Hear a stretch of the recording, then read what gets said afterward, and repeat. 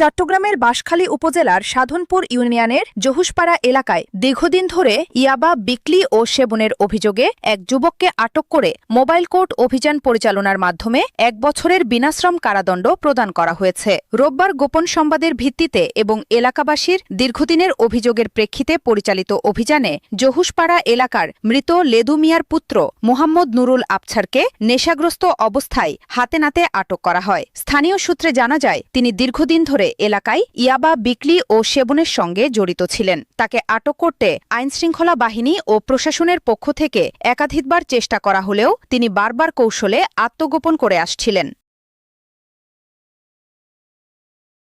অভিযানকালে আটক নুরুল আবছার ভিডিও স্বীকারোক্তিতে জানান, তিনি প্রায় ১ বছর ধরে ইয়াবা বিক্রি ও সেবন করে আসছেন। একই সঙ্গে তিনি আরও স্বীকার করেন যে নিয়মিত ৪ থেকে ৫ জন বন্ধুকে নিয়ে ইয়াবা সেবনের আসর বসাতেন। প্রশাসন সূত্রে জানা যায়, তার কার্যকলাপের কারণে এলাকার যুব সমাজের মধ্যে মাদকের বিস্তার ঘটছিল এবং স্থানীয় বাসিন্দারা দীর্ঘদিন ধরে এ বিষয়ে প্রতিকার চেয়ে আসছিলেন। সর্বশেষ অভিযানে তাকে হাতেনাতে আটক করা সম্ভব হয়। পরে রামদাস মুন্সির হাট পুলিশ তদন্ত কেন্দ্রের পুলিশ সদস্যদের সহায়তায় মোবাইল কোর্ট অভিযান পরিচালনা করেন বাঁশখালী উপজেলার সহকারী কমিশনার ভূমি ও এক্সিকিউটিভ ম্যাজিস্ট্রেট মোহাম্মদ ওমর সানি আকন। আদালত মাদকাসক্তি ও মাদক সেবনের দায়ে মোহাম্মদ নুরুল আবছারকে ১ বছরের বিনাশ্রম কারাদণ্ড প্রদান করেন।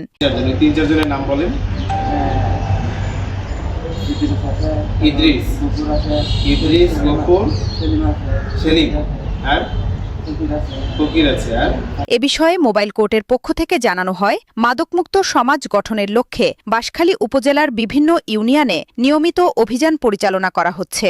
যুব সমাজকে মাদকের ভয়াবহতা থেকে রক্ষা করতে এবং মাদক কারবারিদের বিরুদ্ধে কঠোর অবস্থান বজায় রাখতে এ ধরনের অভিযান ভবিষ্যতেও অব্যাহত থাকবে। স্থানীয় সচেতন মহল প্রশাসনের এ উদ্যোগকে স্বাগত জানিয়ে মাদকের বিরুদ্ধে চলমান অভিযানের ধারাবাহিকতা বজায় রাখার আহ্বান জানিয়েছেন।